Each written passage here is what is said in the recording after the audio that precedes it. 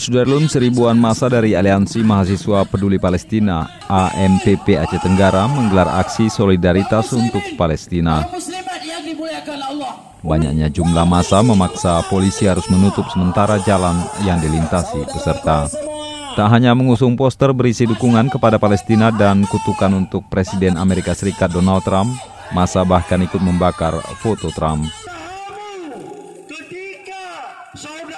Melalui aksi ini, massa menyerukan umat Islam bersatu dan membaca kunut Nazilah untuk kemenangan dan pembebasan Palestina. Menyerukan umat Muslim untuk bersatu dan membaca kunut Nazilah untuk kemenangan dan pembebasan Palestina.